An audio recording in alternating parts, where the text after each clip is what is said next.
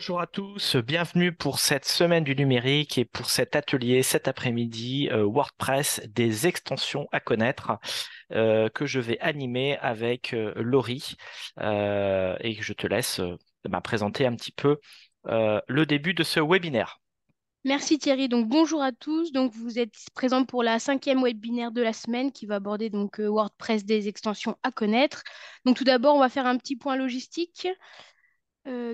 Si vos micros et vos caméras sont coupés, si vous voulez poser des questions, vous voyez en bas de l'écran, vous avez Q et R, donc questions et réponses.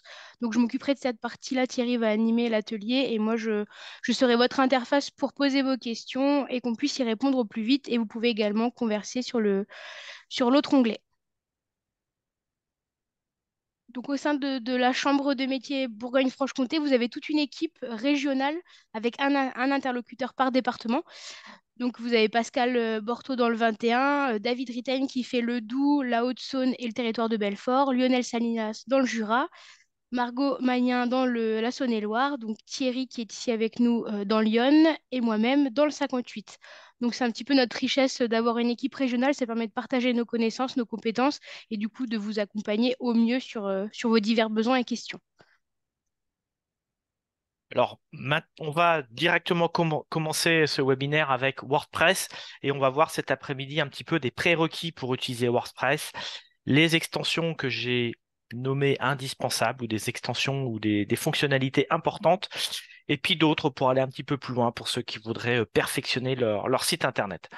Mais juste avant de commencer, je vous propose un petit sondage et puis que vous puissiez nous dire si vous avez déjà un site réalisé avec WordPress, et si oui, est-ce que vous l'avez fait vous-même en étant accompagné ou avec l'aide d'un prestataire?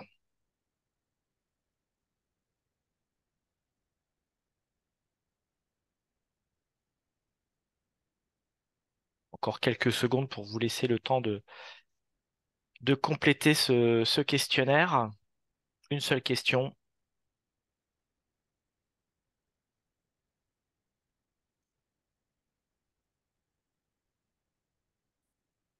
Voilà, je vais mettre fin au sondage.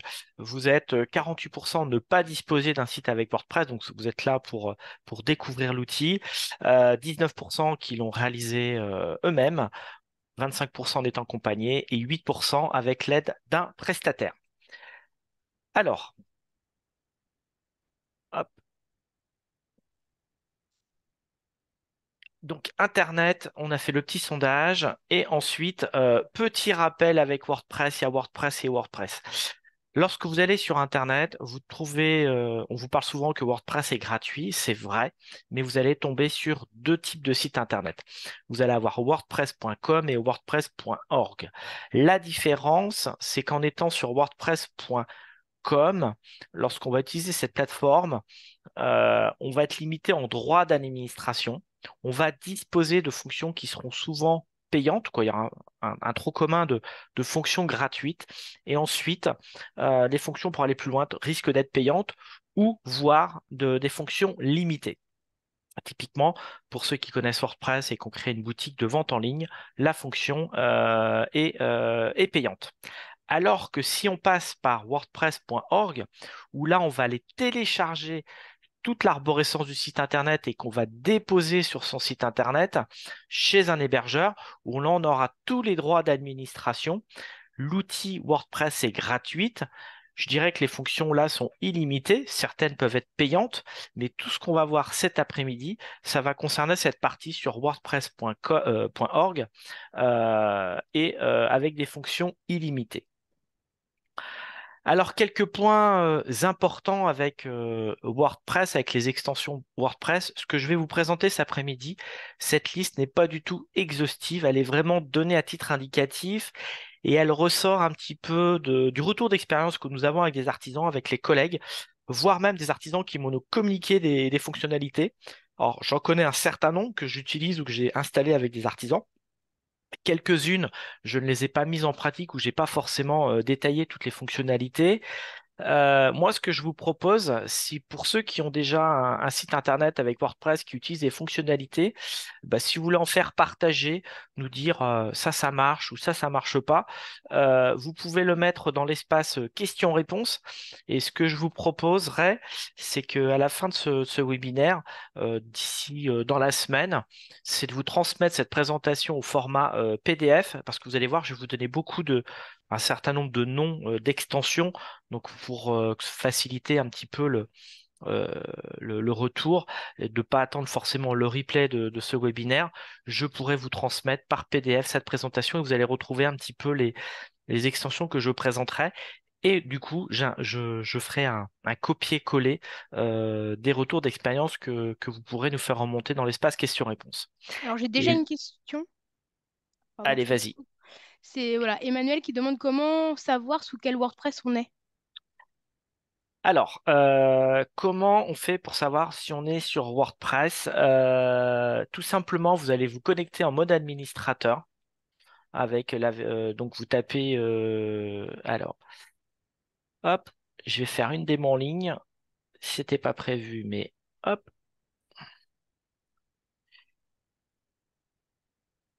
je vous prépare un site internet.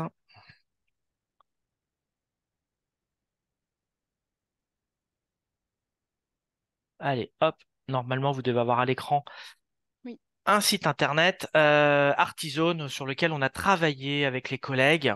Et pour savoir si on est en mode administrateur, on tape wp-admin. Donc ça, a priori, vous devriez tous à pouvoir le faire avec un site internet. Je me connecte. Et si ici, j'ai toutes les possibilités, un écran complet où je peux installer des extensions, ici, si je vais pouvoir installer des extensions pour ceux qui connaissent, je pars du principe que vous serez l'administrateur principal. On peut aussi aller le voir dans les réglages. Je ne vais pas le faire tout de suite, mais on peut aller voir dans les réglages les droits qui pourront être donnés. Donc ça, c'est un point important de s'assurer que vous êtes bien l'administrateur principal et que vous allez pouvoir installer les extensions. Et le principe, on installe une extension, on l'essaie, ça marche, ça m'intéresse, je garde. Si ça marche pas, je désinstalle, je désactive, je désinstalle. Voire pour ceux qui ont fait leur site eux-mêmes ou qui tâtonnent et qui sont un petit peu à l'aise avec l'outil, on peut même se créer un deuxième site sur son nom de domaine, totalement gratuit, et ce que j'appelle un site poubelle. Et là, on va essayer les extensions et si ça plante, c'est pas grave, on pourra effacer, refaire. Donc c'est comme ça que je pratique, notamment avec des artisans. Quand on veut essayer de nouvelles fonctionnalités, on s'est créé un petit site poubelle, entre guillemets poubelle, où on peut installer des extensions et les mettre ou les enlever au fur et à mesure. Alors, avant d'intervenir sur le site internet, pour moi, c'est un point essentiel, important, très important, c'est d'être sauvegarder le site internet. Pourquoi faire une sauvegarde? Ben, tout simplement, parce que les modifications que je vais apporter peuvent très bien ne pas très bien se passer, se mal se passer et planter le site internet. Et du coup, bah, je serais bien content de pas tout refaire et de réinitialiser et de remettre le site comme il était avant d'intervenir. Donc, quand je vais faire une grosse intervention, eh ben, je vais faire une sauvegarde du site internet. Alors, comment? Alors, depuis votre hébergeur. Depuis votre hébergeur, il y a des outils qui permettent de sauvegarder la base de données et les fichiers. C'est sous le nom de FTP, fonctionnalité FTP. Donc chez OVH, par exemple, c'est pendant un mois. Sur d'autres hébergeurs, ça peut être beaucoup plus court. Donc ce qui est important, c'est de connaître la durée de conservation des sauvegardes. Est-ce que c'est une semaine, 15 jours, un mois? Parce que bah, une semaine, ça peut être très court parce que vous faites une intervention aujourd'hui, mais vous en apercevez que 2, 3, 4 jours après qu'il y a une boulette. Il ne reste plus beaucoup de temps, de marge de manœuvre si vous devez solliciter un conseiller, un prestataire pour réparer. Ça peut être assez court. Donc ça, c'est une info importante que vous devez connaître depuis mon hébergeur. Quelle est la durée de conservation des sauvegardes? Mais pas que, il ne faut pas que faire confiance à son hébergeur, tout simplement parce que vous oubliez par exemple de renouveler le nom de domaine. On ne paye pas le renouvellement pour une raison X ou Y. Bah, qu'est-ce qui va se passer? Votre fournisseur d'accès, au bout de 15 jours, un mois, va effacer toutes les données et donc vous n'aurez même plus accès au site internet et aux sauvegardes. Et d'où l'intérêt de disposer aussi d'une extension WordPress qui va permettre de réaliser la sauvegarde du site internet, de télécharger la sauvegarde sur son site internet ou dans le cloud, c'est-à-dire qu'on ne va pas laisser la sauvegarde sur le serveur, mais on va bien le rapatrier sur son ordinateur pour être capable de disposer d'une sauvegarde au cas où. Et en plus, l'intérêt de la sauvegarde, ça va nous permettre de faire des migrations. Migration, par exemple, ça va être de transférer son site internet d'un hébergeur vers un autre parce que vous avez choisi de changer d'hébergeur pour des raisons X ou Y. Alors, à savoir avec WordPress. Quelques règles, pareil, toujours quelques principes très importants, quoi, qui me semblent importants à mettre en œuvre. Lorsque vous installez un nouvel outil, de vérifier les fonctionnalités. Même quand c'est installé de temps en temps, de vérifier.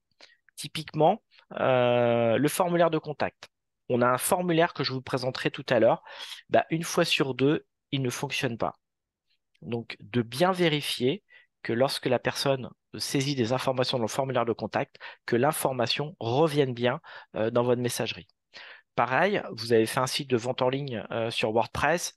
Est-ce que la gestion des stocks, de calcul de prix, des frais de port, des paiements fonctionne bien? Donc de bien vérifier, de s'assurer que toutes ces fonctionnalités, je dirais, fonctionnent.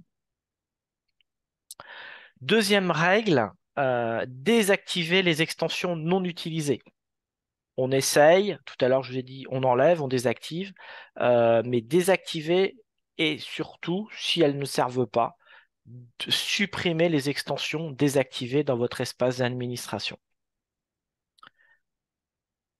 Désactiver, pareil, les thèmes non utilisés. Le thème, c'est la mise en page, la couleur, L'aspect ce qu'on a, visuel.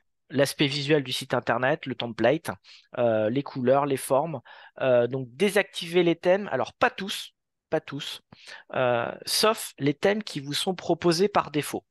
Même s'ils ne vous plaisent pas, on va les laisser tout simplement parce que le jour où il y a quelque chose qui ne fonctionne pas, typiquement tout à l'heure, on parlait du formulaire de contact qui ne marche pas. Pourquoi il ne marche pas? Est-ce que c'est le formulaire qui ne marche pas? Est-ce qu'il y a une incompatibilité avec le thème? Donc là, ça va me permettre par exemple de vérifier que le thème fonctionne, que le formulaire fonctionne avec différents thèmes. Et si je m'aperçois que ça marche avec un certain thème et pas d'autres, c'est que le problème, il va plutôt venir du thème. Si je m'aperçois que ça fonctionne pas avec tous les thèmes, a priori, c'est pas le thème qui pose problème. Donc, gardez bien les thèmes par défaut. Je conseille il y en a deux ou trois d'installer par défaut. Gardez-les ceux-là. Mais les autres que vous allez essayer, bricoler, qui vous plaisent pas, je les enlève. Je les désactive et je les supprime. Ça se fait dans l'espace d'administration. J'ai une petite question. Est-ce qu'on peut Oui, développer un site WordPress en local sur son ordinateur avant de le déposer chez son hébergeur? Uploader chez son hébergeur. tout à fait. On va installer un petit logiciel sur son ordinateur, WAMP, exemple WAMP, et on va créer un serveur sur son ordinateur, euh, et on va pouvoir installer WordPress et faire ça en local. Ça s'appelle installer en local. Alors, c'est-à-dire que l'inconvénient, c'est qu'on ne pourra pas le partager avec d'autres personnes pour vérifier. Exemple, je le développe sur mon PC à Auxerre, je pourrais pas travailler avec Laurie pour lui dire tiens, tu peux pas aller voir ce qui se passe. Comme il est en local, on pourra pas voir. Si c'est pour travailler tout seul, pourquoi pas? On peut très bien le développer en local. Et avec un outil de sauvegarde restauration, on verra tout à l'heure, on va pouvoir le restaurer, le transférer chez l'hébergeur que j'aurai choisi ensuite.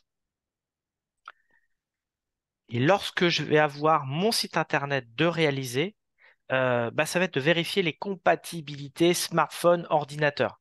En gros, est-ce que mon site est responsive? Euh, donc, ça va être de simuler mon site internet sur, par exemple, une tablette ou un téléphone. Alors, si vous avez un téléphone, une tablette, vous pouvez faire les tests, mais vous avez aussi avec votre navigateur, exemple le navigateur Chrome, une fonctionnalité dans plus d'outils, outils développement, qui va permettre de simuler votre site internet euh, sur une tablette ou un smartphone. Et on va aller, en exemple, sur le site de la Chambre de métier artisanat-bfc.fr qui n'a pas été réalisé avec WordPress. Hop. Donc là, j'ai mon écran qui s'affiche sur, mon site s'affiche sur un ordinateur et vous allez dans les trois petits points ici. Vous avez plus d'outils, outils de développement. Alors prenez pas peur, tous les codes que vous avez sur le côté. Et là, on a la simulation qui apparaît comme si j'étais sur une tablette ou un téléphone. Et là, je peux même choisir le téléphone. Voilà. Et là, le point noir, en fait, c'est mon doigt, hein, qui va, comme si j'ai utilisé mon doigt pour faire défiler sur le site. Donc là, on peut voir que c'est responsive parce que tout est aligné et il n'y a pas de barre latérale. On n'est pas obligé de se déplacer latéralement pour faire défiler les informations. Donc ici, on peut même choisir les résolutions. Hop, euh, voilà, on peut. C'est un outil de simulation au lieu de prendre son téléphone. Et ici, je passe de l'ordinateur à la tablette. Et je ferme, hop, la fonctionnalité, je reviens à un affichage classique. Donc ça peut être un petit outil qui peut être intéressant pour simuler son site internet sur un smartphone, une tablette. J'ai fait l'exemple avec Chrome, mais vous avez exactement la même chose sur les autres navigateurs, Firefox ou Edge notamment. Excuse-moi Thierry, tu peux répéter le nom du logiciel pour développer son site en local, s'il te plaît? WAMP, W-A-N-P, il y en a d'autres. On recherchera et on le mettra dans les petits plus à la fin. Je vous donnerai un ou deux exemples d'outils Ça pour marche. l'installer sur un serveur. Merci. Alors, des petits rappels, des règles, réaliser les mises à jour. Réaliser les mises à jour des extensions, des thèmes. Tout à l'heure, quand on s'est connecté, il y en a qui ont peut-être vu que c'était pas forcément à jour. Et ben ça, c'est pas très bien. Il faut réaliser les mises à jour de ces extensions et de ces thèmes. Alors, soit on les fait manuellement, soit on active la fonction automatique. Personnellement, je suis pas trop fan de l'activation automatique parce que si mon site ne fonctionne plus, parce que la mise à jour s'est mal passée, et puis qu'il y a eu plusieurs mises à jour, c'est laquelle qui m'a fait planter mon site internet. Donc, je préfère plutôt activer manuellement les mises à jour. Certains préféreront faire une activation automatique, c'est au libre choix de chacun, mais surtout pensez à faire mettre à jour le site internet qui vont corriger des failles. Ça peut être des failles de sécurité, ça peut être des fonctionnalités en plus. C'est toujours normalement au profit, ça peut être que mieux. Donc ici, par exemple, les deux points rouges qu'on voit, ça veut dire que j'ai deux mises à jour à faire, une sur le thème et ou c'est peut-être l'extension à mettre à jour. Et je clique sur extension et là, je vais aller chercher mon extension à mettre à jour. Si j'ai plusieurs extensions à mettre à jour, je peux tout cocher ici, toc, toc, et faire euh, une action groupée, c'est-à-dire de tout mettre à jour. Et je clique sur le bouton appliquer. On peut tout activer, on peut tout désactiver, on peut tout mettre à jour, on peut tout supprimer, on peut activer les mises à jour automatiques ou désactiver les fonctions automatiques. Là, par exemple, si vous avez beaucoup d'extensions, le faire une par une, activer, supprimer ou mettre à jour, on peut le faire de manière groupée. Installer une extension. On installe toujours une extension avec le bouton ici ajouter. 90% des cas, on passe par cette fonctionnalité ici. Et ensuite, on active l'extension. On installe, mais quand l'extension installée, elle n'est pas forcément active, elle n'est pas fonctionnelle. Il faut cliquer dans un deuxième temps sur le bouton activer. Et à partir de là, l'extension, elle est active. Et là, votre bandeau noir va se développer. On va avoir de plus en plus de fonctionnalités qui vont s'afficher. Et au début, ça paraît très simple, mais dès qu'on installe beaucoup d'extensions, ça peut vite être des fois un peu difficile de retrouver ces petits. Mais voilà, ça va être le principe de WordPress. Donc, quelles sont les extensions à utiliser, à vérifier? Alors, une règle, déjà, de vérifier la compatibilité. Est-ce que l'extension que je vais mettre va être compatible avec ma version de WordPress? Et ça, quand c'est pas compatible, il y a un message qui s'affiche, voire même, il va vous interdire de réaliser l'installation avec le bouton Ajouter. Vous l'aurez en grisé, mais vous ne pourrez pas cliquer sur le bouton J'installe cette extension. Autre règle, lorsque vous voulez regarder si l'extension elle a de la notoriété ou pas, le nombre de téléchargements. Si on voit qu'il y a très peu de gens qui ont téléchargé cette extension et puis d'autres, c'est plutôt en millions, on peut se dire que s'il y a des millions de personnes qui utilisent, elle devrait être fonctionnelle, elle devrait être compatible, elle devrait répondre à un besoin. Après, vous pouvez très bien trouver des extensions avec très peu de téléchargements, mais ça peut être des fonctionnalités très très précises, ce qui fait qu'il y a peu de personnes qui sont concernées. Juste, Regardez les notes, parce que on peut noter les extensions, regardez le nombre d'étoiles, voilà, ça peut nous donner des indications. Je regarde surtout, moi, les avis et les fonctionnalités. Ça va être beaucoup plus parlant. Exemple, là, en mot-clé, j'ai mis Vivid, qui est une installation une extension pardon, pour faire des sauvegardes. Et là, vous voyez que celle-là, elle est déjà active. Je l'ai déjà installée. Là, les autres ne sont pas installés. Si je veux l'installer, je clique sur le bouton et ensuite je fais activer. Et là, vous voyez, par exemple, cette extension-là, j'ai un message d'erreur. Cette extension ne fonctionne pas avec votre version de PHP. Donc là, il y a un petit truc qui ne va pas sur mon serveur. Il va falloir que je fasse les modifications au préalable si je veux l'utiliser. Et vous voyez, je ne peux pas du tout l'installer. Je peux aller voir les détails, je peux me renseigner, je peux regarder le nombre d'étoiles, le nombre d'installations, mais je ne peux pas du tout l'installer. justement, j'ai une question. Quand on met à jour et que ça fait tout planter, est-ce que c'est parce qu'on peut pas mettre la mise à jour sur cette extension-là? On peut pas installer cette extension-là? Pourquoi ça a planté? Est-ce que c'est des choses qui sont incompatibles entre elles? Donc là, moi, la technique que je vais utiliser, c'est d'y aller étape par étape. On va désactiver toutes les extensions et on va les remettre une par une, et puis on va regarder à partir de quel moment ça plante. C'est un peu comme quand le courant il saute à la maison, parce qu'on a mis la machine à laver, le frigo, tout le matériel, et puis on va tout remettre les machines une par une, et puis on va regarder à partir de quel moment ça plante. Et si c'est une Après, mise à jour qui fait planter, pas forcément une mise à jour d'extension? si c'est cette mise à jour, c'est de dire je vais devoir me passer de cette extension-là. Alors, est-ce qu'elle est super importante? Est-ce que c'était primordial? Exemple, c'était mon outil de sauvegarde. Du coup, il va falloir que j'en trouve une autre à la place qui devra répondre aux fonctionnalités que j'avais. Et là, avant d'aller installer, je vais aller regarder un petit peu les étoiles. Ici, bon, vous voyez là, il y a 5 étoiles, là, il y en a 4,5. Pour moi, c'est des extensions, il n'y a pas de problème. Là, plus de 300 000 installations actives, 800 avis. Bon, là, il n'y a que 7 avis, 7000 extensions, mais là, on est sur quelque chose de beaucoup plus pointu en termes euh, de mise à jour. Bon, là, il n'y a pas d'avis. Ça ne veut pas dire qu'elle ne fonctionne pas. Il faut déjà regarder si ça répond à, à mes besoins. Regardez aussi les dates de dernière mise à jour. 7 heures, ça veut dire que c'est des choses qui sont assez réactives, hein. En général, c'est 2, 3 mois de mise à jour. Il y a des petites mises à jour automatiques. Donc là, ça me permet de voir aussi qu'il y a une veille sur cette application. Alors, dans les indispensables, que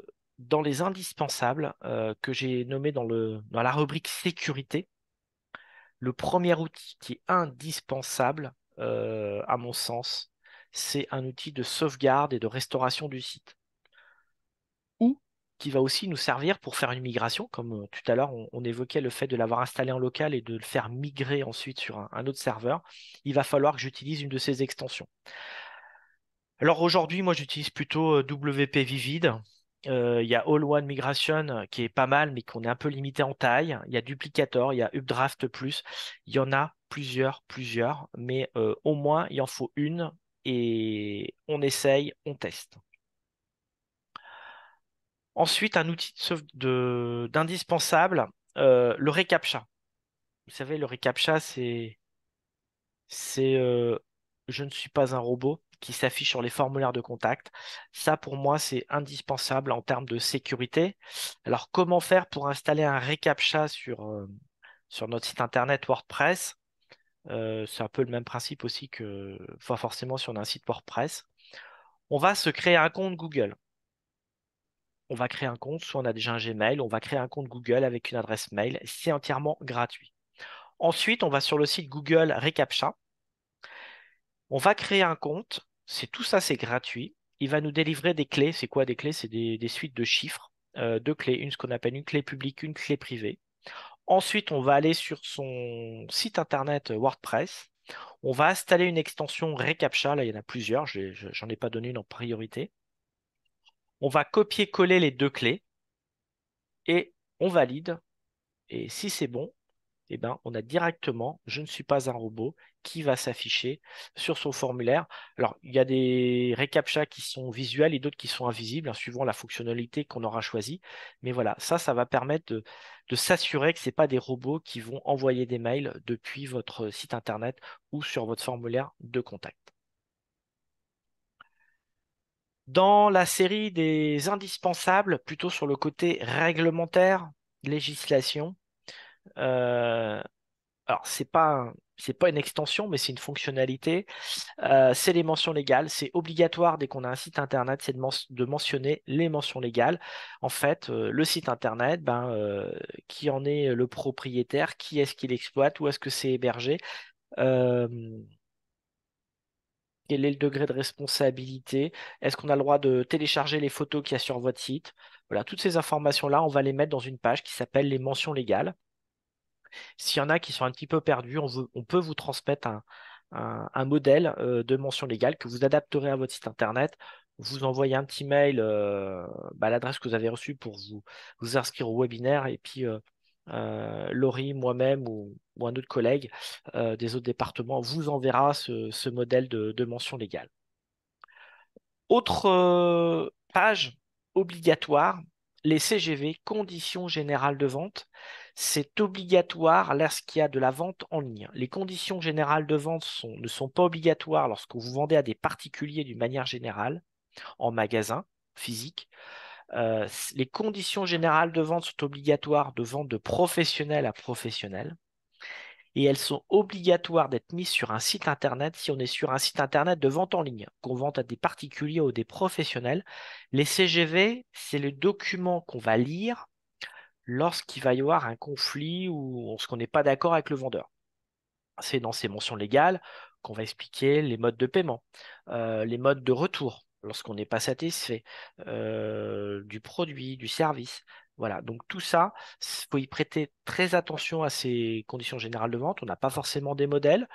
Et il vaut mieux être accompagné pour rédiger ce type de page parce que c'est vraiment un document contractuel, un document juridique. Vous avez entendu parler des cookies? Alors pas les petits gâteaux, mais vous savez, les petits messages qui s'affichent sur un site internet.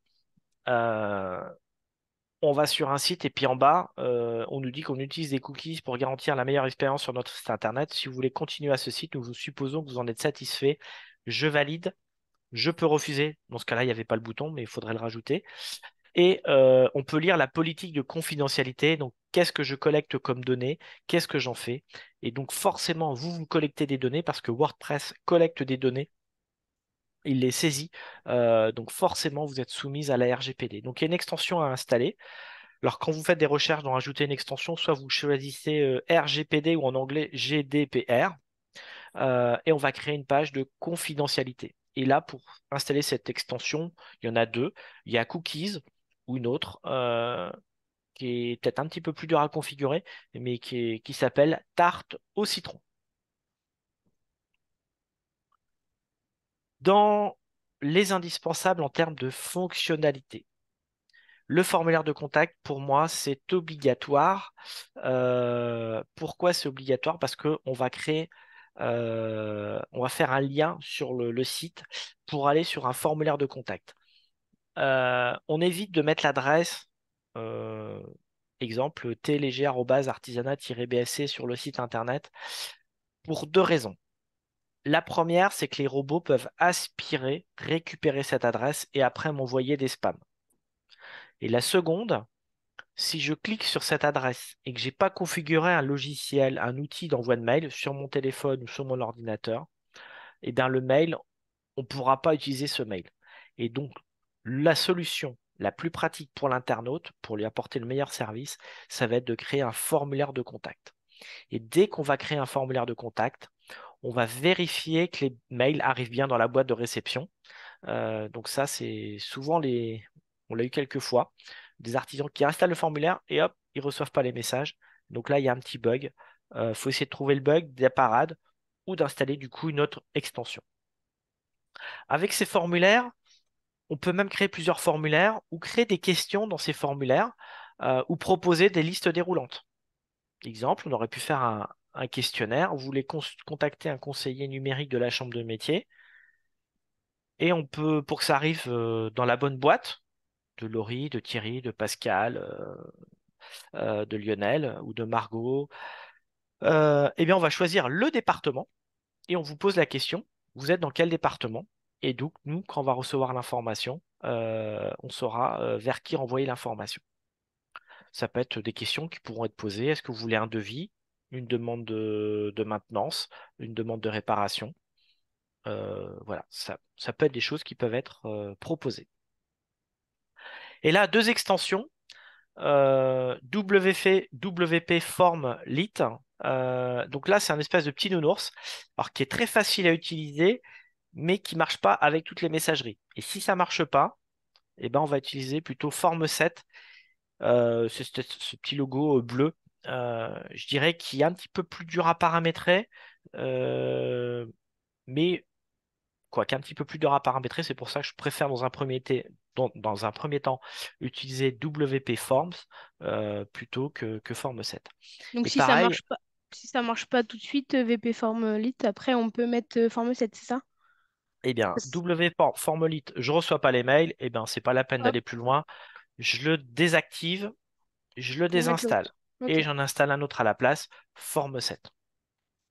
Si Form7 ne marche pas, alors là, il y a un problème qui est un peu plus sérieux, parce que les deux extensions ne marchent pas, ça me paraîtrait euh, Bizarre. bizarre. Et lorsque vous faites aussi des recherches sur Internet avant d'installer des extensions, eh ben le petit mot magique quand vous faites des recherches sur Google, par exemple, sur votre moteur de recherche Google, bah, vous mettez devant WP comme WordPress. Et puis le mot-clé, ça peut vous donner des idées d'extension. Et donc là, il y a une personne qui dit qu'elle utilise Forminator et que ça marche très bien, qu'elle est satisfaite. Eh ben, très bien. Eh ben, on va le mettre dans notre liste d'extensions recommandées. Alors, tout ce que je vous dis aujourd'hui, hein, c'est pas gravé dans le marbre. Je ne présente pas toutes les extensions qui existent, loin de là. Je vous fais simplement un petit retour d'expérience de ce que j'ai pu constater, de ce que nous avons pu constater avec Laurie, et de vous faire part aussi de fonctionnalités qui pourraient vous donner des idées de choses que vous pourriez installer sur votre site.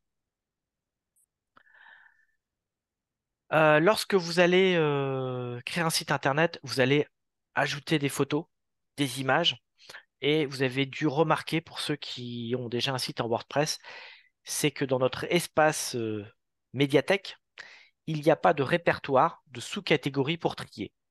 Si on a 20 ou 30 photos, c'est très bien. Si on commence à avoir 100, 200, 300 photos parce qu'on a fait une galerie photo, parce qu'on vend des produits, des articles, ça peut vite venir galère. Et là, il y a une extension qui va nous permettre de rajouter un système de filtration et on va pouvoir filtrer. Et c'est moi qui ai créé les catégories BAM, icônes, logo, marché de Noël. Et vous voyez, il y a un numéro qui me dit dans chaque catégorie combien j'ai mis de photos, combien j'ai mis d'images. Alors ça peut être des images, des documents à télécharger, PDF, Word, Excel. Mais c'est un système de gestion, voilà, tout simplement de médias qui va faciliter l'administrateur pour gérer ces images. Ce que je trouve aussi important, c'est de créer une page maintenance. Tout à l'heure, on avait la question, je l'installe en local. Moi, je pourrais dire notre site, on va l'installer sur un serveur. Comme ça, je pourrais travailler en équipe, par exemple, avec ma collègue Laurie. Mais Pour pas que tout le monde voit le site, on va créer une page de maintenance. C'est-à-dire que c'est une extension, exemple cProd, qu'on va installer et les internautes verront qu'une seule page. Et nous, avec nos codes d'administration, on pourra se connecter et travailler sur le site et préparer le site Internet. Exemple d'une page de maintenance qui a été faite avec WordPress. Hop, voilà. On a mis le logo de l'entreprise, bientôt un nouveau site Internet, une adresse, un téléphone, si on a besoin de contacter l'entreprise. Et ce qui fait que l'entreprise, avec ce nom de son site Internet, son nom, elle peut déjà le mettre sur les cartes de visite, sur les flyers. Si les gens se connectent, ils verront automatiquement cette page. On aurait pu rajouter un lien vers le Facebook, vers le compte Instagram ou vers d'autres outils. Mais là, c'est ce qu'on appelle une page de maintenance. Alors, soit on affiche en gros, ce site est en cours de maintenance, on va revenir très prochainement, ou alors on peut afficher un message, bientôt un site internet. On peut mettre une date, le site sera en service le 20 octobre, ou alors on met pas de date. Ça, c'est au choix. Mais je vous invite très fortement à voir cette page de maintenance, de la paramétrer, comme ça, même le jour où vous avez un problème, on peut tout de suite désactiver. Alors, on désactive pas le site internet, mais on va mettre à la place une page qui va dire on sera là prochainement. Voilà. Donc ça peut être un outil important de créer une page de maintenance. Autre fonctionnalité que je trouve très importante, c'est la fonction copier. Lorsque vous voulez copier une page web ou un article sur son site, il n'y a pas cette fonctionnalité. Alors pourquoi la copier? Bah, des fois, c'est pour aller plus vite, parce que ça nous sert de base, de trame ou de modèle, ou tout simplement, je vais faire des modifs, mais je suis pas trop sûr de moi. Tout à l'heure, avec Laurie, on parlait d'installer un deuxième formulaire. Bah, avant de tout casser, est-ce que j'aurais pas intérêt à faire un double? Comme ça, si ça marche pas, hop, j'aurai ma copie, je pourrais restaurer ou remettre ce qui marchait bien. Eh bien, c'est une fonction qui s'appelle Duplicate Page, une fonctionnalité qu'on va installer. Et lorsque on sera dans sa liste de ces pages, il y aura le petit bouton Faire une copie. Vous avez le bouton Modifier, mettre à la corbeille. Eh bien, il y a une deuxième fonction qui va s'ajouter, copier la page ou dupliquer la page. J'ai une question. Qu'est-ce qu'on pense de Ubanda? Je suppose que c'est également comme Formset ou Forminator. Je ne le connais pas. Je Je connais ne pas. connais pas Ok. cette fonction. Voilà, on regardera. Je regarderai, on Merci. regardera. Ouais. Vente en ligne, l'avantage de WordPress, c'est qu'on va pouvoir proposer la vente en ligne. Et là, la fonction indispensable, ou la référence, ou l'extension pour faire de la vente en ligne avec WordPress, qui est gratuite si vous prenez wordpress.org, si vous passez par une installation par votre hébergeur, elle est gratuite. Si on passe par wordpress.com, elle est payante. C'est WooCommerce. WooCommerce avec un autre package, Jetpack, l'ensemble des deux installés, ça va nous permettre de faire un site de vente en ligne gratuit. Donc je dirais, c'est une fonctionnalité qu'il faut envisager aujourd'hui pour les artisans. Alors peut-être qu'aujourd'hui vous n'êtes pas prêt à faire de la vente en ligne, mais peut-être que dans 6 mois, dans un an, vous pourrez être amené à proposer des produits. Et ça ne vous coûtera rien. Si les personnes n'achètent pas, ça ne vous coûte rien. Alors qu'on a vu d'autres prestataires, d'autres outils où il y a des frais fixes tous les mois, où là, bah, les entreprises, bah, elles ont arrêté de payer si elles ne vendaient pas sur Internet. Alors là, je le classe plus dans les indispensables, mais c'est les petits plus hein, pour faire évoluer son site au niveau de la vente en ligne. Personnaliser par exemple le choix des produits. Dans WooCommerce, il y a une extension qui va permettre de personnaliser ces produits ou par exemple vous proposez de fabriquer des mugs, des tasses, et puis vous êtes capable de graver le nom ou un prénom, d'ajouter une photo. Et bien là, il va y avoir un champ, on va rajouter, où la personne, elle pourra joindre un fichier ou écrire du texte que vous pourrez imprimer, broder, si c'est de la couture, ou tout simplement personnaliser son produit. un outil qui est pas très connu encore aujourd'hui, mais qui mérite de se développer. Vous auriez pu faire votre boutique aussi avec proposer vos produits sur Google. Et ben, il y a un outil de Google qui est gratuit. Et lorsque vous avez peut-être remarqué des sites internet, lorsqu'on a sa page établissement, où il y a des produits qui sont en photo avec une description et un prix. Et donc là, ça, c'est mis à jour sur Google. On peut très bien imaginer, avec la fonction Google Merchant Center, de transférer son catalogue produit sur le site de Google établissement. Et la mise à jour va se faire tous les jours. C'est automatique. Donc vous avez qu'un seul endroit où vous allez gérer votre boutique et ensuite ça va se mettre à jour automatiquement sur Google. Quel est l'intérêt de le mettre sur Google? Bah, tout simplement, c'est de se faire connaître et d'optimiser le référencement. Et ensuite, si je suis intéressé par ce sac ou par ces articles, ces serviettes, et ben, quand je vais cliquer, je vais aller sur votre site internet. Et ça, c'est une mise à jour qui est automatique, ça nécessite un petit peu de paramétrage.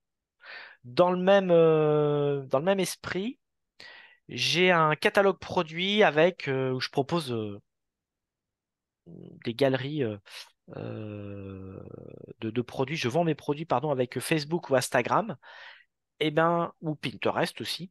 Vous avez des extensions gratuites qui vont permettre de faire un transfert, qui vont transférer vos images, vos produits de votre catalogue produit, de votre site internet vers votre compte Facebook, Instagram ou Pinterest. Et ça, c'est des fonctions gratuites avec Facebook et Instagram, au même titre que la fonctionnalité de Google que je vous ai présentée juste avant. Donc, ça peut que améliorer euh, votre présence sur le web. Bien entendu, dans ce cas-là, il faut disposer d'une page Facebook, d'une page Instagram. Alors, j'ai des questions avant que tu continues. Pour être sur wordpress.org, faut-il avoir une adresse de site en .org? Non, sur WordPress.org, on va aller télécharger les fichiers, c'est tout. On va télécharger les fichiers sources pour l'installer sur son hébergeur. Parfois, les hébergeurs comme OVH, comme Oionos, Yonos. euh, vous proposent d'installer automatiquement WordPress. Voilà. Alors ensuite, quelle est l'extension de personnalisation? Elle est juste là. WC Field Factory avec mon accent anglais. Et du coup, synchroniser le catalogue produit, donc les extensions sont également affichées. Voilà, Tout je ce te qui est en remercie. vert, c'est l'extension, C'est le nom des extensions. c'est le nom des extensions. Je te remercie. Alors, qu'est-ce que ces extensions sont... Est-ce que ces Putain, je vais y arriver, pardon. Est-ce que ces extensions sont compatibles pour la vente de documents téléchargeables? Oui, gratuitement, on peut vendre des documents physiques. Et on peut aussi proposer des documents en... Alors attendez, je ne sais plus si la fonction est gratuite ou pas, mais on peut aussi proposer des documents en téléchargement Dématérialisé, ouais. dématérialisé, voilà, merci. Alors, je réfléchis, si vous proposez un document dématérialisé avec personnalisé, ça veut dire qu'il va falloir générer automatiquement une modification dans le fichier. Et du coup, eh ben non, c'est pas possible. Je réfléchis tout haut à la question. Mm. Il n'y a pas de Euh, personnalisation là, enfin dans la question. il y a une demande de personnalisation pour Non, non, pas le... du Non, tout. Non, pardon. non, Ah, c'est alors, vraiment que du document téléchargeable. Si je, l'extension, on je peut. rembobine. On peut proposer de la vente de produits téléchargeables. Exemple, des photos. Euh, j'aurais pu vendre, tiens, on aurait pu vendre de mentions légales, Laurie. On aurait pu les mettre en téléchargement sur le site. Alors attention lorsque vous êtes en téléchargement de documents virtuels. Normalement, lorsque vous faites de la vente en ligne, vous avez 14 jours de rétractation. Mais dès que vous allez proposer du téléchargement, là, il n'y a plus de rétractation possible parce que ça pourrait être très simple. Laurie pourrait dire, ah bah tiens, je vais Ouais. t'acheter les mentions légales, je les télécharge.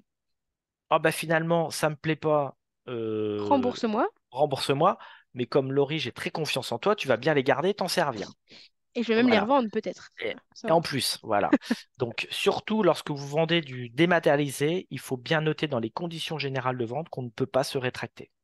Ça, c'est important. C'est bon, Laurie? Oui, tu peux continuer, je te remercie. Vente en ligne toujours. quels sont les modes de paiement qu'on va proposer? On peut proposer les modes de paiement par chèque, par virement, par les paiements comptants lorsqu'on fait du retrait en boutique physique. Bon, là, on n'est plus trop dans le domaine de la vente en ligne directe.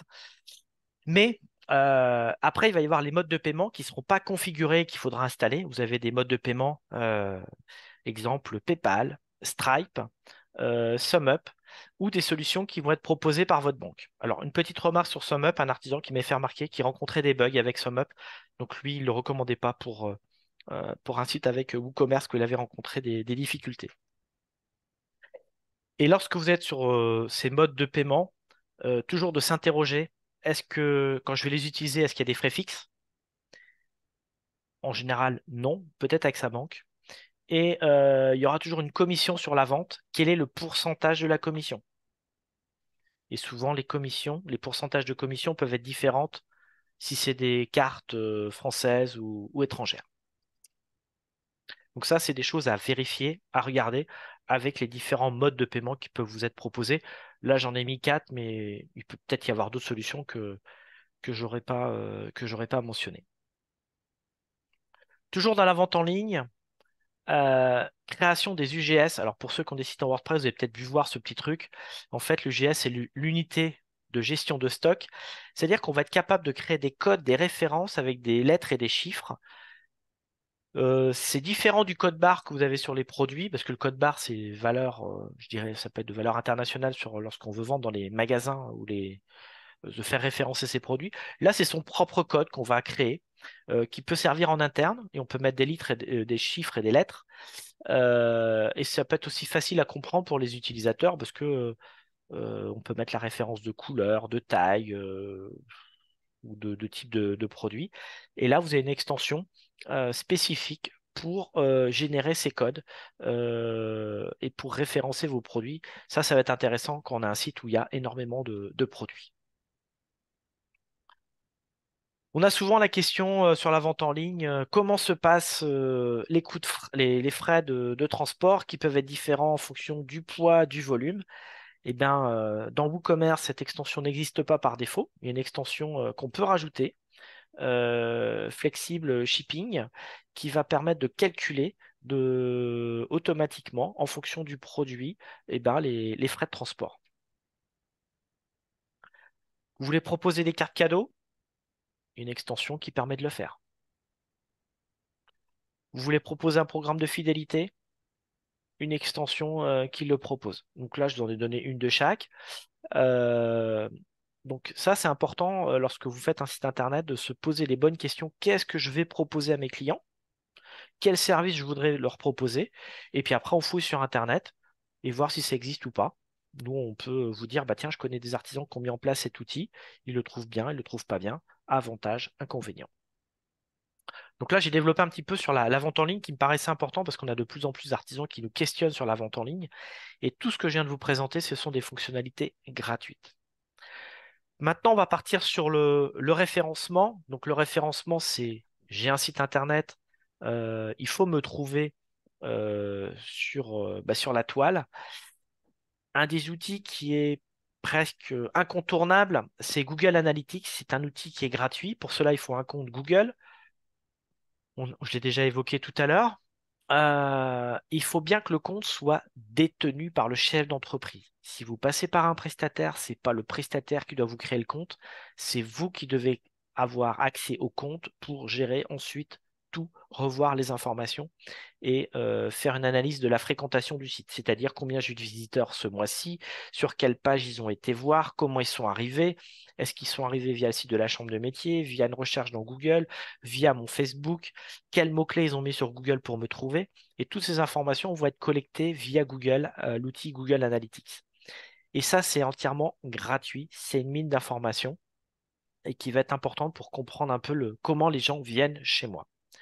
Donc le principe, on va sur Google, on génère une clé et on installe et on active une extension et c'est l'extension qui s'appelle SiteKit et on configure l'extension. Et une fois que c'est configuré, on va avoir accès à plusieurs fonctionnalités. Alors, Search Console, ça va permettre de gérer un petit peu l'administration, de voir s'il y a des bugs sur son site internet. Google Analytics, ça va nous permettre de faire remonter les statistiques.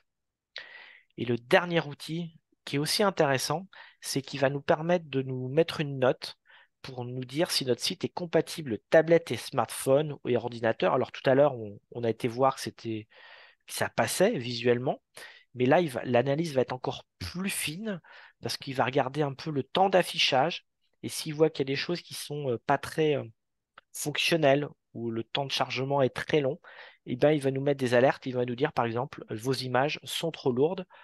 Donc, il va falloir en déduire qu'il faut mes images, il faudra que je leur fasse baisser le poids pour optimiser l'affichage et surtout optimiser le référencement du site internet.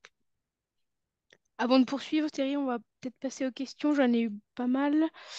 Alors, où trouve-t-on les montants des frais fixes et commissions pour les ventes en ligne?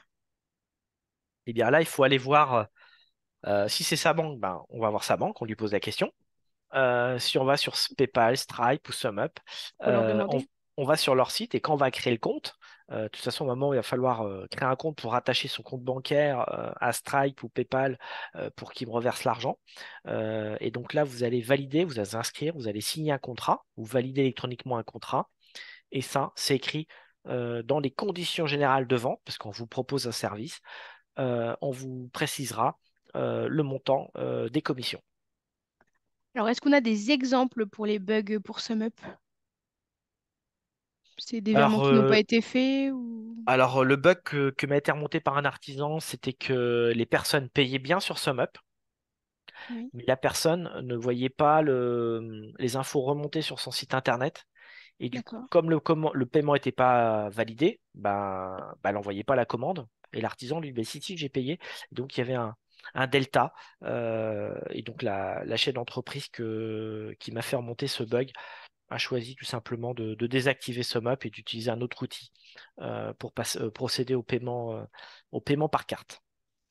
Alors, il me reste trois questions. Alors, le calcul des coûts de transport se fait par rapport au montant de la commande. Est-ce que ça, c'est possible?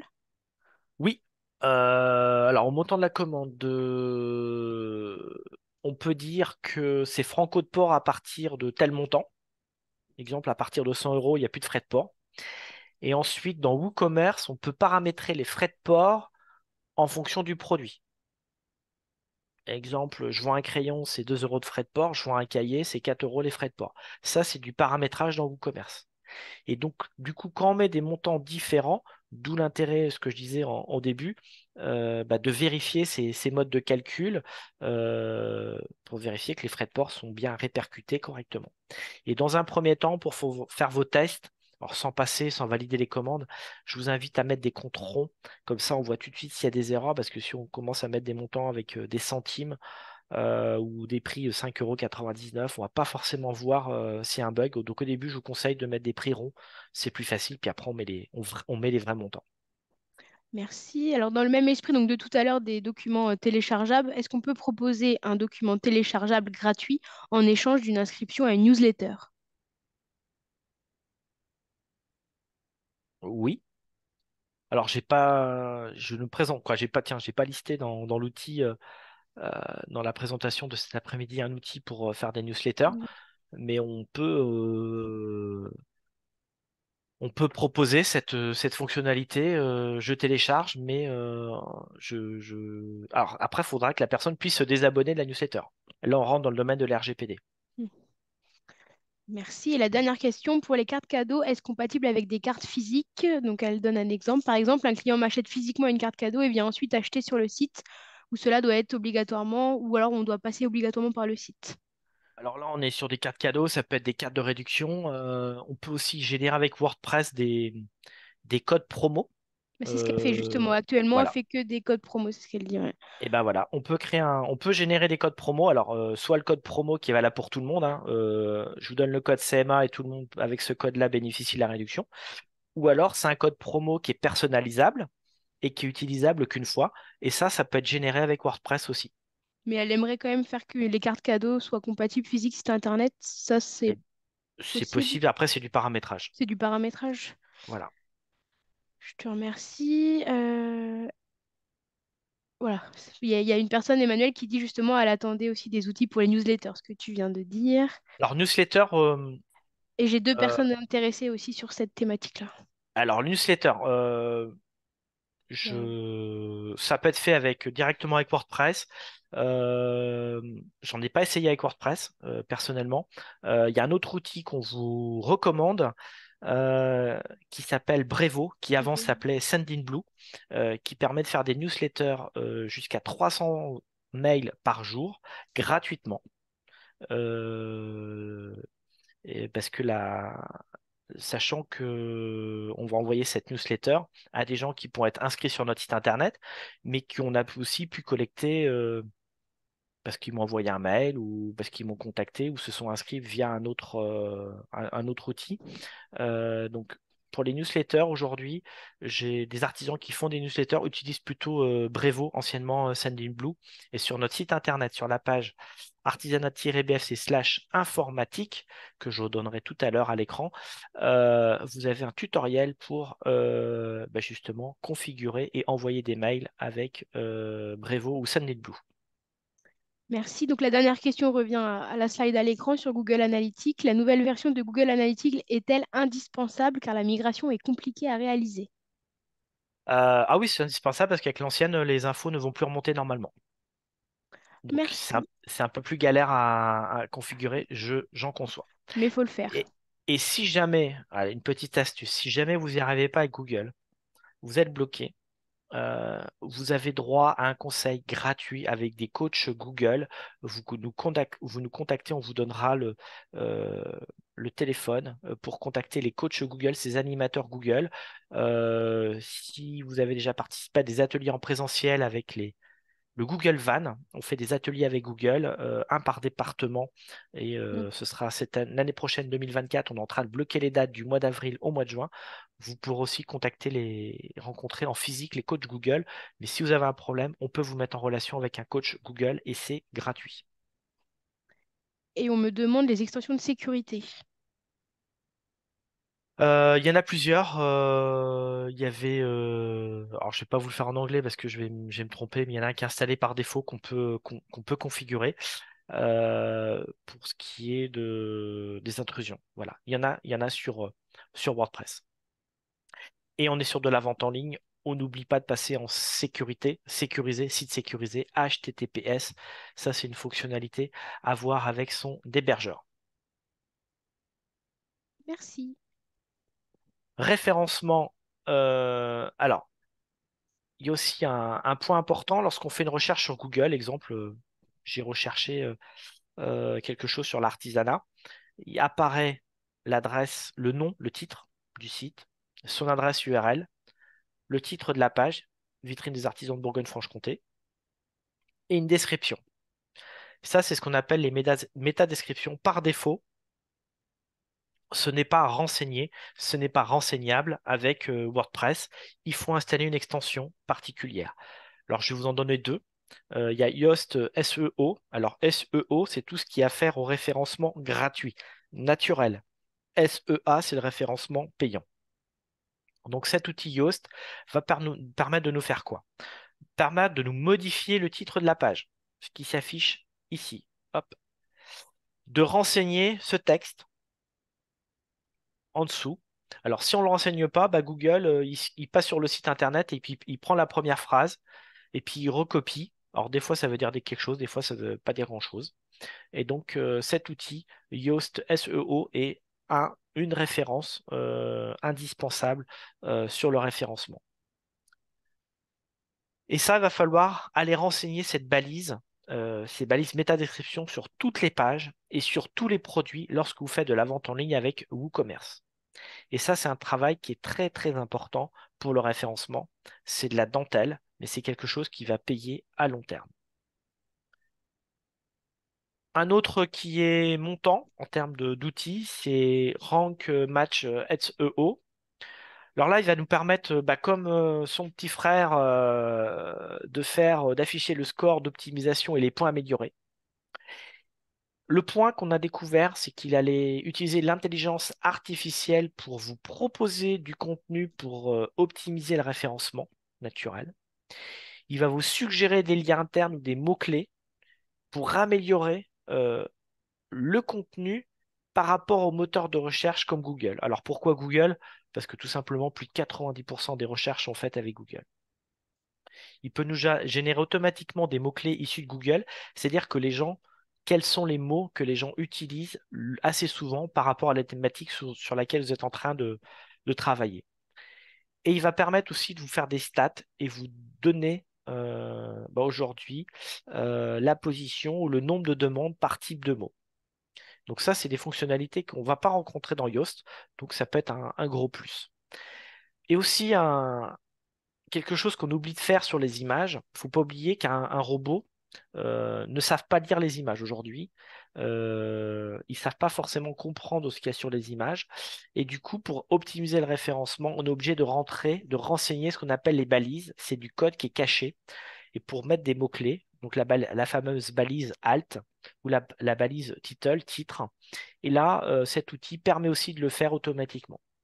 Et cette extension est en train de monter en puissance.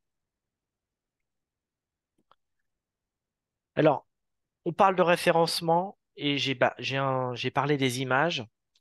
C'est aussi important de bien faire référencer ces images. Alors là, il y a des petits points à savoir sur les images. C'est que déjà, on peut gagner en poids, le poids des images. Il y a un nouveau format de fichier qui apparaît, c'est le format web. Euh, qui prend beaucoup moins de place, donc qui facilite l'affichage sur les sites internet. C'est ce qui va remplacer les fichiers JPEG et PNG. Attention, c'est pas pris en charge par des applications comme Google Établissement ou comme Canva. Canva, c'est un petit logiciel, une application en ligne plutôt, qui permet de faire de Oui. la conception de visuels, de flyers, d'images, et que Margot, notre collègue, présentera vendredi après-midi. Le format web gère la transparence, comme le format JPEG. Le format JPEG ne gère pas la transparence. Ça permet surtout de diminuer le poids des images et ça permet donc d'avoir un site plus rapide et d'optimiser le référencement. Et là, vous avez un outil qui s'appelle par exemple Converter for Media qui va faire ce travail de, euh, de conversion. Mais vous pouvez aussi le faire avec votre propre logiciel de retouche d'image, de transformer directement du format JPEG, PNG au format web.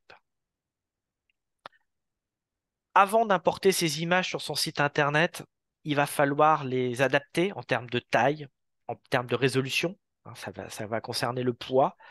Alors, même si dans WordPress, on peut retoucher des images, c'est-à-dire réduire la taille, rogner des photos, WordPress n'est pas un logiciel de retouche d'images. Ce travail d'image, je vais le faire en amont avec des logiciels, des applications. Je vais vous citer PhotoPEA, qui est un site internet qui permet de faire de la retouche d'images. C'est en fait Photoshop, pour ceux qui connaissent Photoshop, mais la version Photoshop gratuite de manière légale en ligne.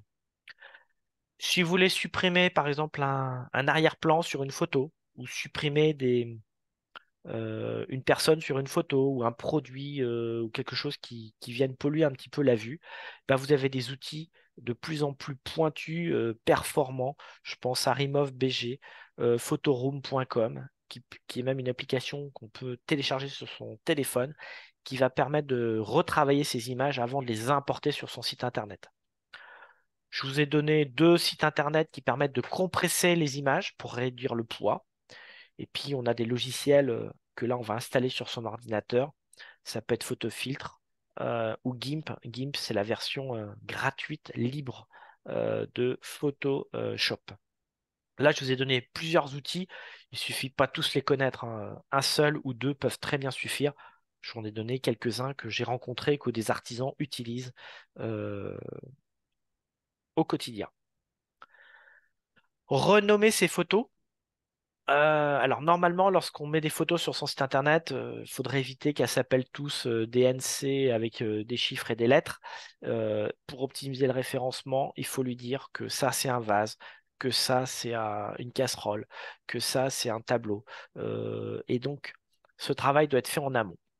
Si maintenant vous avez déjà un site internet qui a une centaine, 200, 300 photos, qu'il faut tout refaire, c'est un boulot qui est fastidieux. Et là, vous avez une extension qui permet de le faire, c'est Fill Media Remainer, qui va permettre de le faire. Je le conseille s'il y a beaucoup d'images. S'il y a que quelques images, faites-le plutôt manuellement et, et faites-le avant d'importer les images, de bien renommer les photos. Et lorsqu'on a des images, des fichiers multimédia, ça peut être des PDF qui sont inutilisés ou endommagés, et bien, il y a une extension Media Cleaner qui va permettre de faire le ménage pour supprimer ce qui n'a pas besoin sur son site. Je te propose de faire une petite pause question. Allez, vas-y.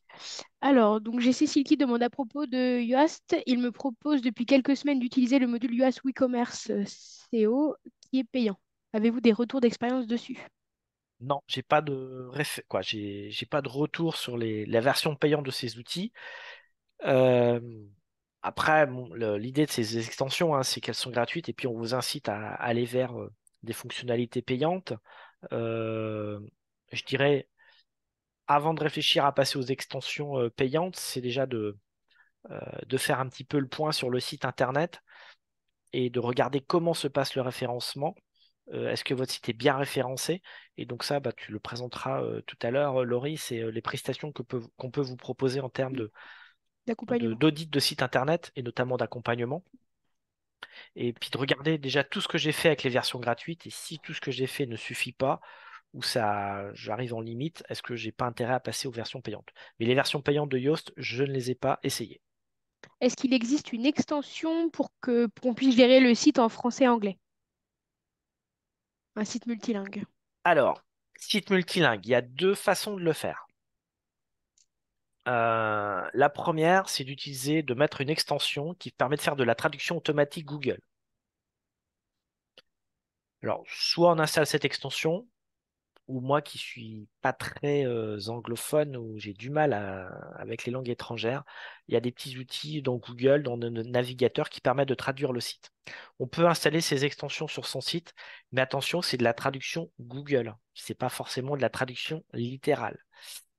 Ça pourrait, euh, un étranger ou un anglais, par exemple, ou un américain pourrait voir que c'est de la traduction Google. Bon.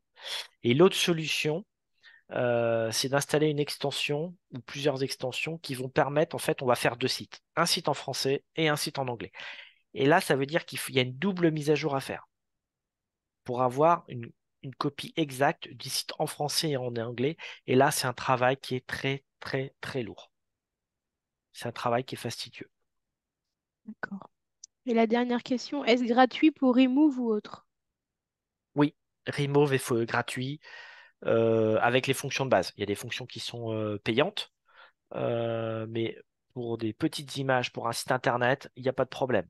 Après, si vous voulez des photos pour des résolutions très très élevées, pour mettre sur un écran 4:3 pour une publicité, non.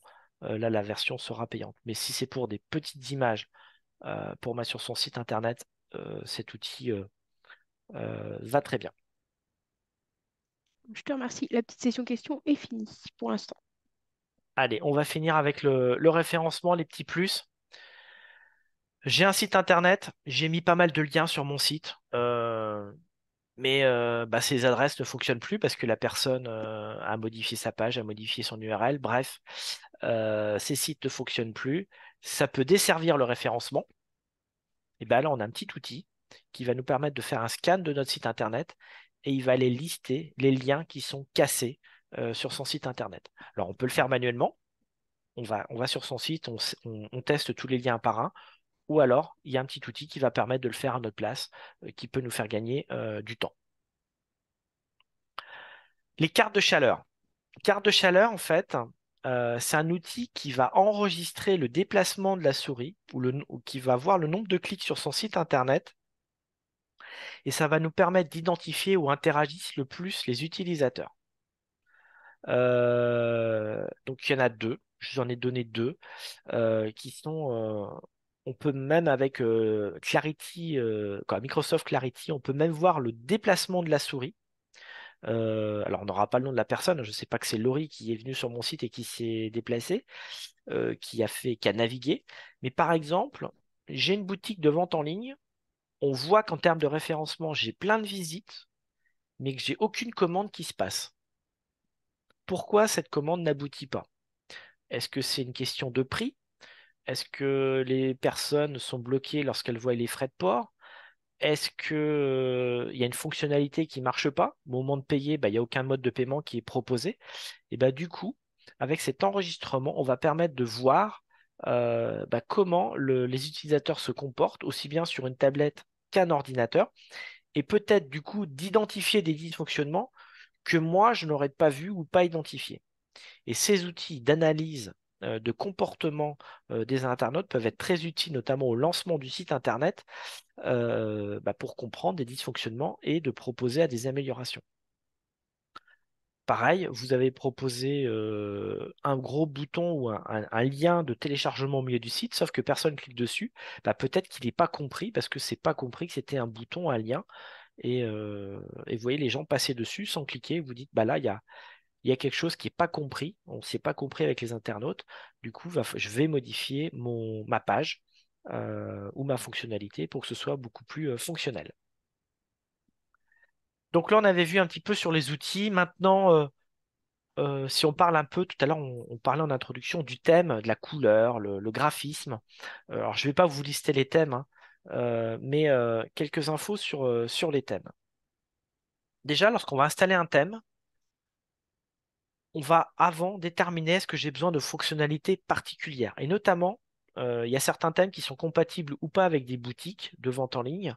Donc, si je veux un site aujourd'hui ou dans quelques mois ou dans un an avec une boutique en ligne, et ben, dès le départ, je vais dire, je vais choisir un thème avec qui a la fonctionnalité boutique vente en ligne. Hein, c'est notamment avoir le petit panier et les petits logos qui vont bien. Souvent, c'est en haut du site. Et ça, c'est prévu dès le départ. Si j'active pas la boutique, ces icônes n'apparaissent pas. Pour mettre en forme le site internet, il y a un assistant de mise en forme que certains utilisent, Elementor, qui peut être très, très utile pour bah, écrire ces pages internet. Ce qui est important de faire lorsqu'on a choisi un thème, c'est d'en faire une copie. Et on va appeler ça un thème enfant. Et on va faire les modifications sur ce thème enfant avec une extension qui permet de faire cette copie. C'est Shield Theme Configurator. Pourquoi cette extension? Pourquoi avoir un site enfant? Tout simplement, si jamais il y a des mises à jour qui sont faites sur le thème principal, le thème parent, et qu'il y a un bug, et ben mon thème enfant sera toujours fonctionnel. Donc, tout à l'heure, on parlait des mises à jour qui peuvent mal se passer, et ben, notamment pour les thèmes, on va utiliser une copie de ce thème. Ça, je le recommande pas, mais on peut en avoir besoin des fois sur une page, c'est de masquer le titre. Alors, c'est pas très bon en termes de référencement, mais pour une raison X ou pour un besoin particulier, sur une page particulière, on a besoin de masquer le titre de la page. Il y a une fonctionnalité qui permet de le faire. Une fonctionnalité aussi, ça peut exister, on peut en avoir besoin lorsqu'on a des utilisateurs qui ont des droits différents. Alors, on a l'abonné, la personne qui vient sur le site ou la personne qui se connecte avec un identifiant, un mot de passe. On peut lui proposer des fonctionnalités particulières. Bah, typiquement, lorsqu'on fait de la boutique en ligne, et ben il y a une fonction qui va permettre de gérer les menus en fonction de du profil d'administrateur, abonné, lecteur, rédacteur. On peut définir des droits et des menus qui vont être différents suivant les droits des utilisateurs. J'ai deux petites questions, s'il te plaît. Quelle résolution maxi pour les images? Qu'est-ce que tu conseilles? Ça dépend où ça va s'afficher. Ça dépend où on va la mettre. Alors, la résolution en DPI, c'est entre 72 et 96. Ça, c'est le nombre de points, le nombre de pixels par point entre 72 et 96. Souvent, avec nos appareils photo ou nos téléphones, on peut être configuré à 300. Donc déjà, on va baisser en qualité. Ensuite, si c'est pour mettre des photos de produits, il faut savoir que nos écrans d'ordinateur ont à peu près une résolution de 1200, 1400 pixels. Donc ça sert à rien de mettre une photo à 2000 ou 3000 pixels de large parce que on va diviser par 2 ou par 3 la taille. Donc sachant qu'à l'écran, un écran fait 1400, 1500, 1600 de large, aujourd'hui, bah, une photo qui va faire 700, ça veut dire qu'elle va prendre la moitié de la page sur mon écran. Donc bah, souvent, ça va dépendre le type de photo, mais souvent 400, 500 pixels de large c'est déjà des photos qui prennent une taille importante sur le site. Mais ça, c'est des tests. Voilà. Mais ça sert à rien de mettre des photos à plus de 2000, 3000, 4000 pixels de large. De toute façon, l'outil va réduire parce qu'il y a trop d'informations. Et la dernière question, avez-vous des noms de galeries gratuites qui sont bien? Et ben, je crois que ça fait partie d'une diapo suivante. Alors, il faut Alors, patienter un petit peu. galerie. Alors non. Alors, ce que je vais présenter après, ce sera un carrousel. C'est on fait défiler des photos. Après, il y a déjà une fonction galerie qui est automatiquement présente avec WordPress, qui est déjà intégrée. Mais par exemple, je vais présenter là un petit carrousel, quoi, des petites infos qui peuvent répondre à cette question, à ce besoin de mettre des visuels. Merci. Ça peut être de changer la police du site internet. Donc, des fois, c'est prévu dans l'option du thème. Des fois, c'est pas prévu. Donc, il y a des options, des extensions qui vont permettre de modifier la police. Alors, surtout, n'utilisez pas ce que j'appelle les polices exotiques, des polices. Je préfère des polices classiques qui seront plus faciles à lire. Parce que si on prend des polices particulières et que dans mon ordinateur, il n'est pas configuré pour lire des polices particulières, ça risque de s'afficher bizarrement. Donc, privilégiez plutôt les polices classiques. Remplacer un bloc texte. Exemple, en bas de son site internet, on a ce petit bandeau qui apparaît, copyright 2023, boutique démo, parce que là j'avais fait un site de démo, et puis du texte qui s'affiche. Et bien là, si je veux enlever ça, et puis à la place plutôt mettre réalisé par Laurie, par Thierry ou chambre de métier, et ben il y a une petite fonction, quoi, deux outils, euh, alors trois même, je dirais, qui vont permettre de le modifier. La première, peut-être que c'est prévu dans le thème, d'aller modifier le thème et de modifier ce paramètre. Il y a pour certains thèmes une extension tout simplement qui va supprimer ce bandeau, ou alors une autre extension qui va permettre de remplacer une partie du texte. Exemple, dès qu'il va voir boutique démo, on va lui dire, ah bah à la place tu mets chambre de métier. Et donc ça, c'est la deuxième extension qui est proposée qui va permettre de le faire. Mise en page. On peut insérer sur son site internet, si on le souhaite, les dernières publications Facebook ou Instagram. C'est une extension qu'on va rajouter. On peut insérer des icônes dynamiques, c'est-à-dire des choses qui vont un peu bouger, euh, qui vont donner un petit peu de vie sur son site internet et de ne pas avoir quelque chose de statique et avoir le petit logo Facebook ou Instagram qui viennent se loger à un endroit du site, ce qui peut donner quelque chose d'un peu dynamique et vivant. Ça peut être de créer une landing page. Alors, c'est quoi une landing page? Euh, Laurie pourrait me dire, allez sur le site de la chambre de métier, on a un compte Facebook, on a un compte l'Instagram, on a une page LinkedIn. Ce serait bien de me donner à votre avis de votre page Google. Et soit tous ces liens, on vous les énumère, on les met dans notre signature de mail, mais pourquoi pas créer une seule page? Exemple. Hop, on a créé cette page-là et ça peut être exactement le même mode qu'on pourrait trouver sur un mode de maintenance, mais c'est une page particulière du site internet où là, sur le site, on va créer directement le lien vers la page Facebook, vers la page Instagram, afficher un numéro de téléphone, mais j'aurais pu aussi afficher la page Google pour donner un avis. Et donc là, c'est une fonctionnalité qui va permettre de créer une page de son site internet et moi, ça va être une adresse très courte que je vais pouvoir insérer dans mes signatures de mail, dans mes documents. Et comme ça, la personne, elle aura accès aux outils numériques qu'elle souhaite utiliser, si c'est plutôt le site, la page Facebook, le compte Instagram ou un avis Google, ou faire passer une info temporaire, parce qu'actuellement, vous êtes en train de faire une expo, ou il y a une promo, ou je ne sais quoi. Et est-ce que tu as des noms d'extensions pour l'insertion de publications Facebook ou Instagram? Non, j'en ai pas comme ça en tête. Il y en a plusieurs. Voilà, il y en a plusieurs en fonction de ce qu'on veut afficher. Si c'est que le dernier post, voilà, il y en a plusieurs. Donc là, j'ai pas voulu les lister, mais WordPress regorge de fonctionnalités sur ces thèmes de réseaux sociaux. Très bien, merci. Un outil qui peut être aussi sympa, c'est de proposer un PDF, un document, mais qui soit en dynamique. c'est-à-dire vous savez, on puisse faire défiler les pages. Alors, un exemple qu'un artisan a réalisé.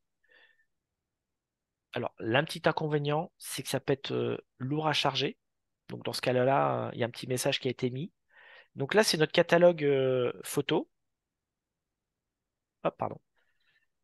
Voilà. Et on va pouvoir faire défiler les produits. Et ça, c'est un document PDF que la personne a réalisé. Et c'est cette fonctionnalité, en fait, qui crée plutôt de manière dynamique. Alors, on peut même l'afficher en pleine page. Ça peut être très sympa pour proposer ses produits, ses services. Voilà, c'est des petites fonctionnalités. On peut le décliner sous différentes. Là, c'est les sacs, les pochettes. Voilà, ça, c'est des petites choses qui peuvent être proposées sur sur son site internet. C'est des petites fonctionnalités.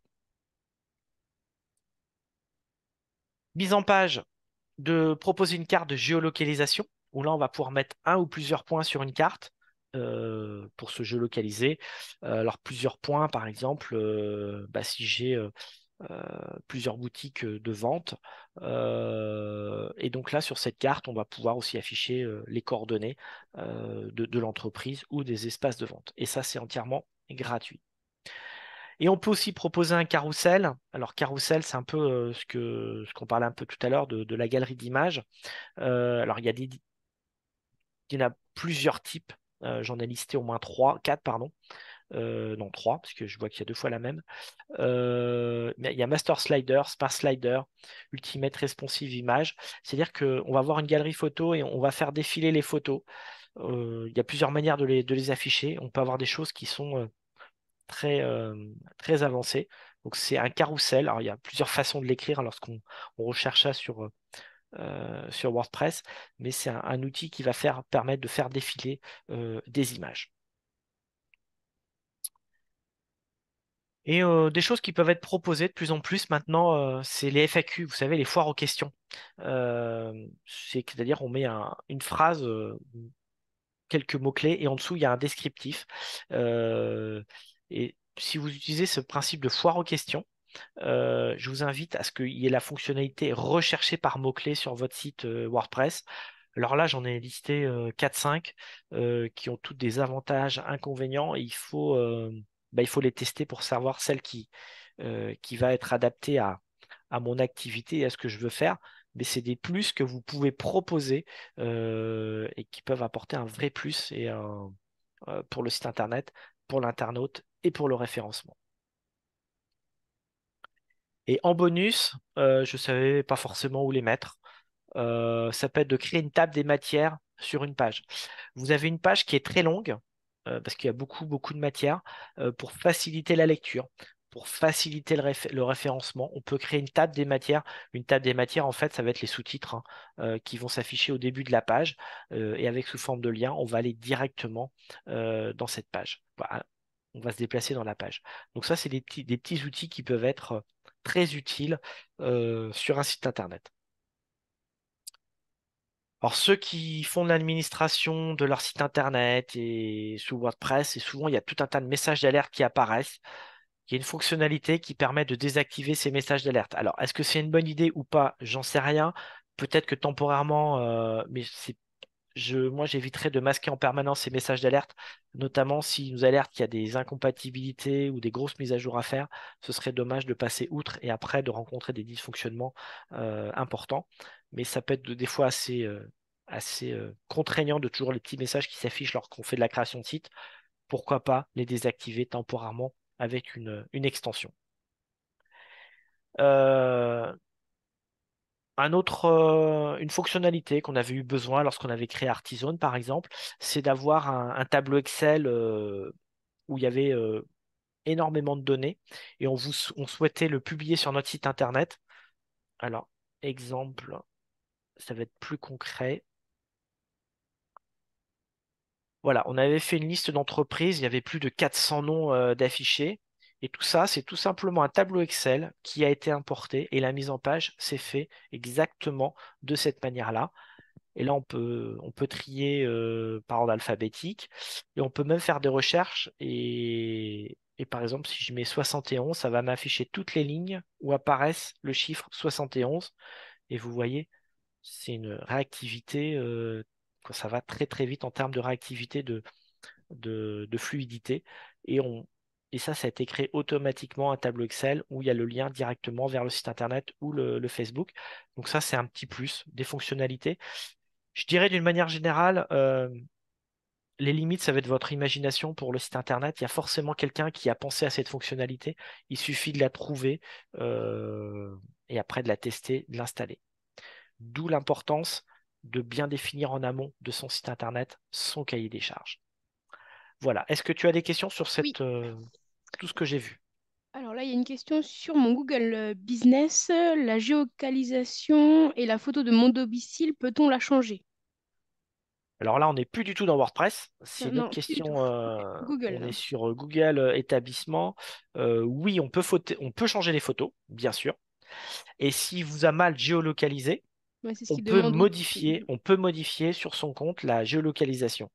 Et pareil, si vous n'y arrivez pas, on peut vous mettre en relation avec le coach Google. C'était la dernière question. Et alors, j'ai parlé du coach Google, mais il n'y a pas que Google qui peut vous accompagner, Laurie. Euh, Justement, c'est voilà, c'est la suite. Donc, toute l'équipe de la région vous accompagne sur différentes thématiques sur le numérique. Donc, d'abord, on commence généralement par un diagnostic numérique de l'entreprise pour avoir une vision globale de ce que vous faites et de vos besoins. Donc, comme l'a dit Thierry à plusieurs reprises, on peut vous accompagner dans la création de votre cahier des charges du site Internet qui permet voilà, de structurer votre pensée, de définir tout ce que vous avez besoin ou envie pour votre entreprise. On peut également faire un audit de site Internet, travailler sur la signature électronique, donc SIV, marché public. Et après, on a différents accompagnements gratuits sur mesure personnalisés. Donc, par exemple, sur la fiche établissement Google, sur la réservation de nos domaines, sur les réseaux sociaux, sur le fichier clientèle, tout ce qui est réglementation, RGPD, paramétrage prise en main de Chorus Pro, signature électronique. Après, on s'adapte vraiment à ce que vous avez besoin. Et la chance donc, de travailler à l'échelle régionale, c'est qu'on a différents interlocuteurs, on est toute une équipe et on s'entraide pour vous répondre au mieux à toutes vos interrogations. Donc, pour vos questions, on a également notre site internet avec un espace numérique. On a beaucoup de fiches pratiques. Artisanat BFC aussi informatique. Et le dernier point, c'est on met en avant un trophée du numérique artisanat qui se déroule chaque année. Donc là, les candidatures sont à déposer avant le 25 octobre et vous pouvez déposer votre candidature pour mettre en avant le développement de votre entreprise grâce au numérique. Donc n'hésitez pas à postuler ou à demander des renseignements auprès de votre conseiller départemental. Il me semble que voilà, ça s'enchaîne très bien. Et donc, vous voyez nos petites têtes, nos coordonnées par département. N'hésitez pas à nous solliciter, on est là pour ça. Vous retrouvez aussi cette carte hein, sur le site internet avec toutes nos coordonnées. Donc, n'hésitez pas à nous solliciter et après, on pourra vous aider selon vos besoins. Merci Laurie. Est-ce que tu as d'autres questions ou d'autres Alors, j'ai une petite dernière question, oui. Donc, au niveau légal, est-ce qu'un e-commerçant doit désigner un médiateur pour les litiges et comment c'est mis en place et comment le mettre en Alors place? ouais, le médiateur. Alors là, c'est particulier sur. Je suis pas calé, je peux pas vous répondre comme ça, mais le plus simple, c'est vous nous recontacter par mail et puis on regardera avec vous en fonction du métier aussi les obligations réglementaires par rapport à la médiation. Ah, j'ai encore une question. Bonjour, étant novice en création d'un site internet, pensez-vous qu'il m'est possible de créer un site vitrine pour mon activité sans vente ou vaut-il mieux que je m'oriente ailleurs que sur WordPress? Alors, on peut très bien faire un site internet Vitrine? vitrine avec WordPress, il n'y a aucun problème. Euh, il y a plusieurs outils hein, qui existent, notamment ça faisait l'objet du premier webinaire de la semaine qui sera disponible en replay dans les prochains jours. Euh, Après, ce que je vous conseille, c'est de faire le point avec votre conseiller numérique en fonction de vos compétences, de votre budget, des fonctionnalités que vous voulez proposer, des évolutions qu'on peut aussi avoir. Et le gros avantage de WordPress, c'est que vous allez pouvoir travailler avec différents interlocuteurs Exemple, vous avez commencé avec la chambre de métier, vous voulez évoluer après avec un prestataire pour des raisons X ou Y, il n'y aura pas de problème, on n'aura pas tout à refaire. Alors que si vous partez avec des logiciels ou des applications purement propriétaires et après que vous voulez la faire évoluer, eh ben, le nouveau prestataire vous dira, bah non, désolé, j'ai pas les compétences, j'ai pas les droits, c'est pas mon outil, il faut tout refaire et ça peut prendre beaucoup, beaucoup de temps et surtout beaucoup d'argent. Alors, il y a bien un conseiller en Haute-Saône et c'est David Ritten qui est à l'écran. Donc, il fait les trois départements de l'Est de la région. Voilà, donc c'est David qui assure un intérim sur la Haute-Saône, il est basé à Belfort et il pourra vous renseigner, il connaît très bien WordPress. Et la petite dernière question, pour un petit e-commerçant, est-ce que l'offre hébergement starter de chez OVH est suffisant? Alors le nom exact, je le connais pas, mais faut partir sur un budget de l'ordre de 60-70 € par an. Et là, vous avez toutes les fonctionnalités pour faire un site vitrine ou un site de e-commerce. Ça peut très bien suffire pour commencer. C'est les ordres de grandeur de prix que je donne. Eh bien, je crois que c'est tout. On a répondu à toutes les questions. Ben écoutez, merci bien pour votre participation et on vous enverra dans quelques heures ou quelques jours cette présentation avec éventuellement des précisions d'extension qu'on pourra rajouter à l'issue de ce webinaire qui ont pu arriver dans le chat ou dans l'espace questions-réponses et qu'on vous en fasse profiter parce que l'idée c'est vraiment d'être dans l'échange, dans le partage et que nous avancions tous ensemble sur le numérique. Voilà, je vous souhaite une bonne après-midi et de continuer à nous suivre sur cette semaine du numérique et dès demain avec un sujet où j'ai un petit peu abordé le référencement. Donc demain, ce sera le référencement et un sujet sur l'intelligence artificielle et la création de visuels, notamment pour les réseaux sociaux, et je dirais même son site internet. Bonne journée Merci à à tous. tous.